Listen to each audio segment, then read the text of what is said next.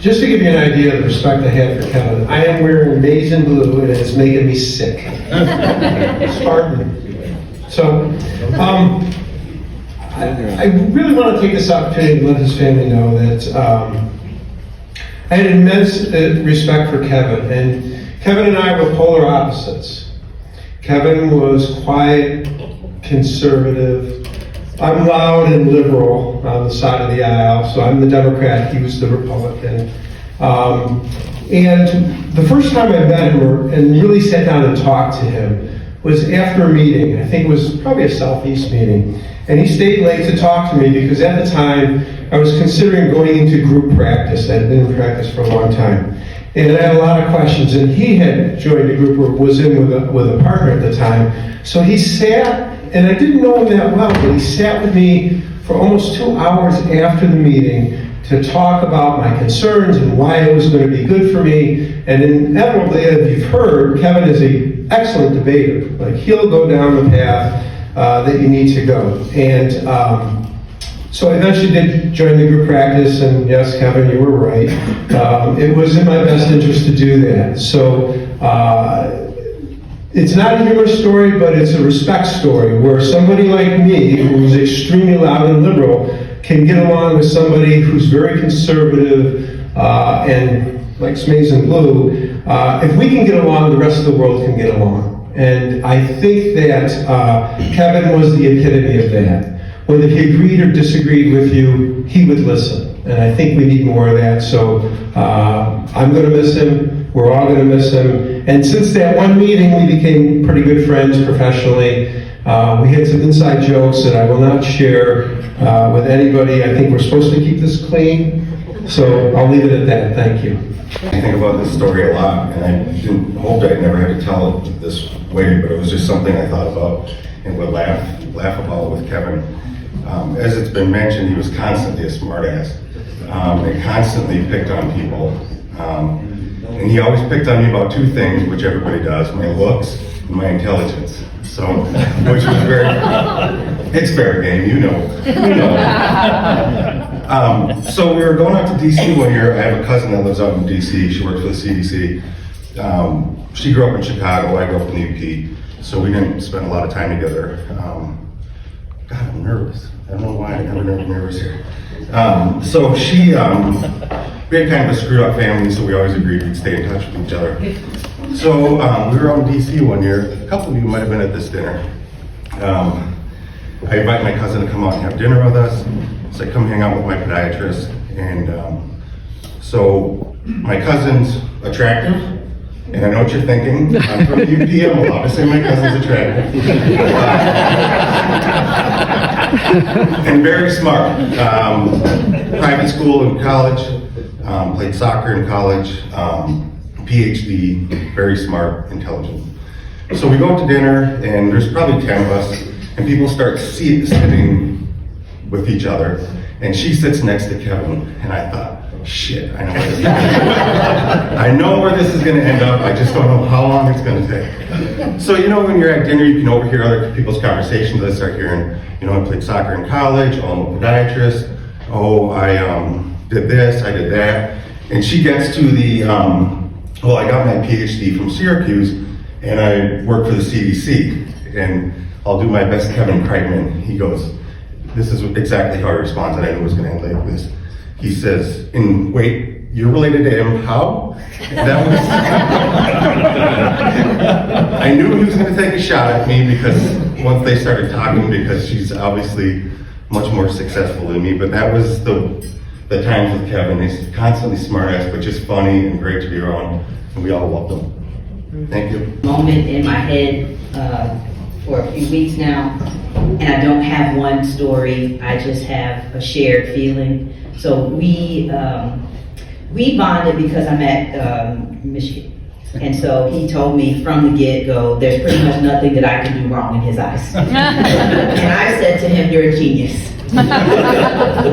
And that was, you know, kind of the beginning of our relationship. And we bonded over our love and appreciation for family. And so I know how deeply he cared about all of you. And we bonded over our interest in politics And we really became, I say our relationship really flourished during the time of the scope. He was on that committee and really offered me incredible mentorship. And I remember having some feelings of doubt and why is Randy setting me up for failure with this? And him telling me that there was no one at that time that he thought had the guts to get up and do it, and that he was behind me all the way.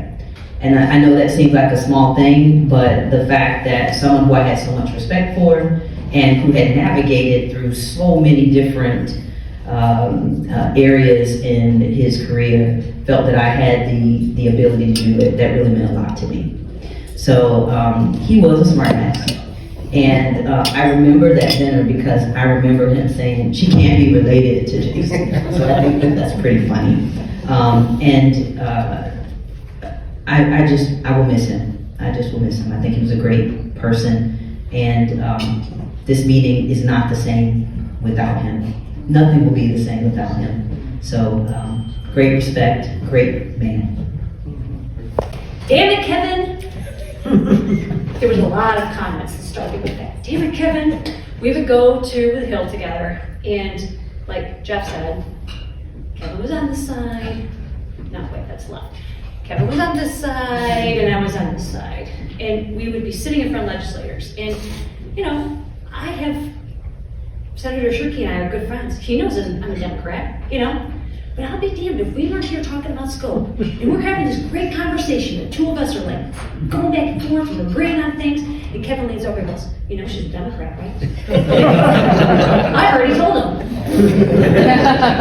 So just things like that with Kevan, but he is trainable. I have to say, he is so trainable. So I have my House of Delegate husbands, and the way they serve me is they bring me chocolate to the House of Delegates. And actually, is Alan Bass in here? He is one of my House of Delegates husbands from Jersey. So when we go to the House of Delegates and we sit there, it used to be for what, 4 days? Randy brings me chocolate. And I don't know, Scott, have you brought me chocolate? Your wife I am not. your Oh, and I got a wife wife too, brings yeah, she chocolate. does bring her too. And Kevan has this great place in DC. No, it wasn't DC, in Maryland. And he brought me chocolates, and he ordered them when I was sick. He ordered them for me, he'd bring them. And Alan brings me chocolates. So he was definitely trainable. I got Mark. Mark is starting to bring me chocolates. See, they're all learning that they have to be trained, and I'm training them all. But no, I love Kevan, and I know this is hard for you guys to be here, but it's hard for us to be up here too, and we love that you're here. And we just want you to know how much we truly do love him. About going last, but I won't give you the full eulogy, but I hope that what's come through with this sharing is what a tremendous human being Kevan was. And we're carrying on about him not just because he died young, it's because he was special. There was something about him that was that thing about the light shining on all of us.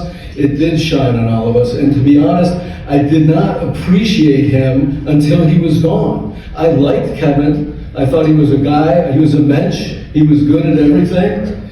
But until he was really gone, and until that hits you, till it leaves that hole in your heart, I don't think we really can appreciate. And so I hope that those of you that knew him, like, 3 degrees of separation, can get a sense of who he was as a person.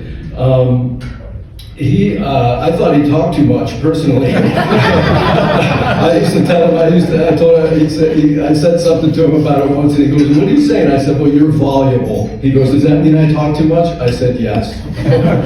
But at the same time, though, what was underneath that is Kevan cared. The reason why he was such a great advocate is because he cared. And really, if you think about human beings, what greater thing is that can you say than somebody who really cares? He and I were on the state board together, and we were arguing about a guy getting a second chance or not. We were going back and forth, and as Jeff said, he liked to argue.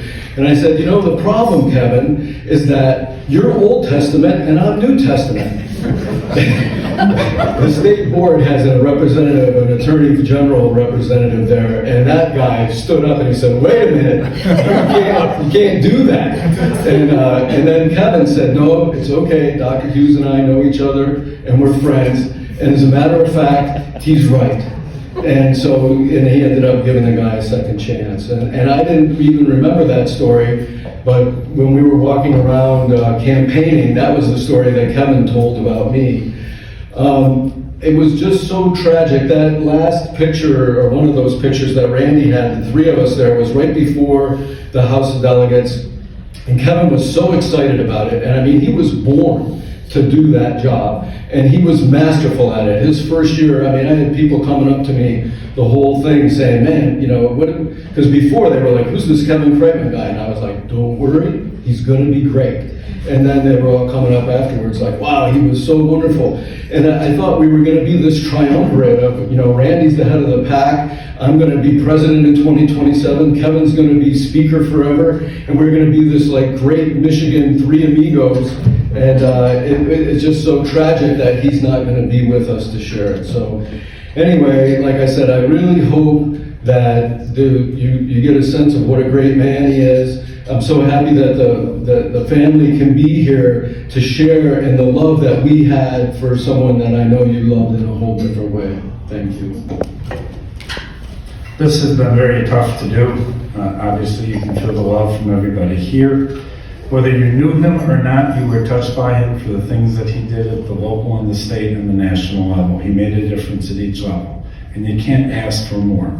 And that's even before you get to his family with what they're doing as well. So, again, this t-shirt, which is his colors, but not his party, is the circle of life. He lives on each of us. He touched our lives. He made us better. He enriched our lives, and we are paying it forward, and he comes with us wherever we go. Like it or not, Kevan, we were touched in many ways from you, but we do miss him, we love him. Would anybody like the family like to say anything? You're more than welcome to if you'd like to.